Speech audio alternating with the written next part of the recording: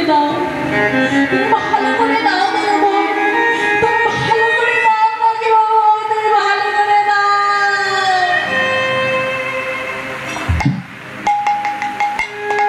এইভাবে কি করতেন তিনি? ভগবানের চরণামৃত মৃত্যু আমার জল বিশ্বাস করে, ভগবানের উপরে ভরসা করে ওই চরণামৃত ধোয়ানো জল বড় বিপ্রের বদলে দিচ্ছে। আর বারবার করে ভগবানের কাছে মিনতি করেছে যাতে ভালো করে দেয়। আর দূর থেকে অদূর থেকে কবিরাজের ঔষধি নিয়ে এসে বড় বিপ্রের বদলে দিচ্ছে। এই করতে করতে বেশ কিছুদিন চলে গেল। আর বেশ কিছুদিন যাওয়ার পর ভগবানের কৃপায় বলুন আর যাই বলুন না কেন, ওই বড় পিঁপড়ের ওপর ভগবানের দয়া হলো। এমন করে একটু একটু করে পায়খানা বন্ধ হলো, একটু করে বমিটা বন্ধ হলো, আলতো আলতো করে একটু একটু করে কথা বলতে পারছে।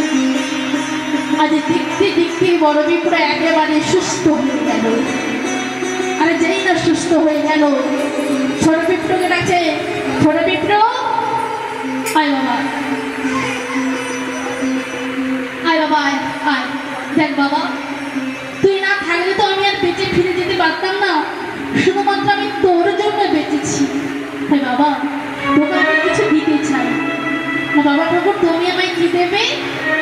না বাবা, তোকে আমি একটা জিনিস দেব। কি জিনিস জানিস? আমি তোর সঙ্গে আমার মেয়ের সঙ্গে বিবাহ দিতে চাই, তোর সঙ্গে আমার মেয়ের বিয়ে দেব। যেই না বলেছে ছোট পিঁপড়ে, বাবা ঠাকুর এটা আপনি কি বলছেন? এটা সম্ভব নয়। বাবা ঠাকুর, তুমি ভেবে দেখো, তুমি হলো জমিদার আর আমি হলাম রাস্তার ভিখারি।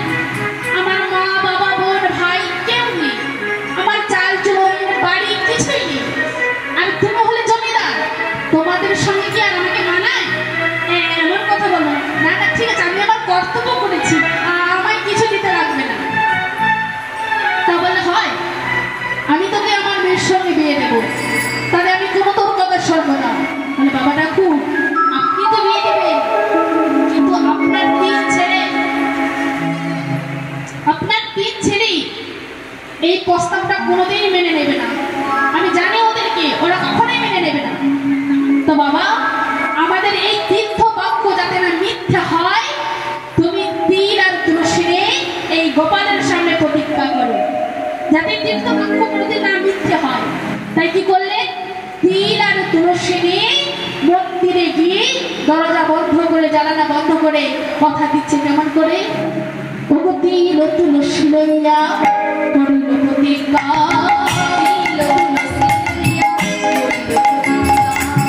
তিল তুলসী লইয়া করিল প্রতিজ্ঞা, করিল প্রতিজ্ঞা, দিলাম করে ভিক্ষা, আমার কন্যা রাজশ্রী দিলাম তোমায় ভিক্ষা, আমার কন্যা রাজশ্রী দিলাম করে ভিক্ষা,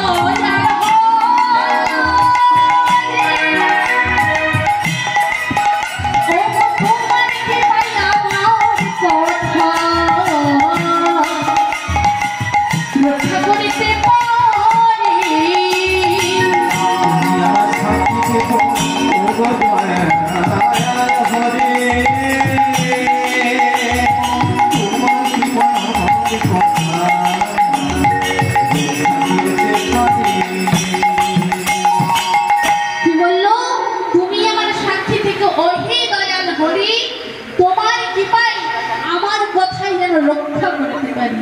কথা দিয়ে এবার যে যার বাড়ি ফিরে যাচ্ছে। ও গোবিন্দ নগরের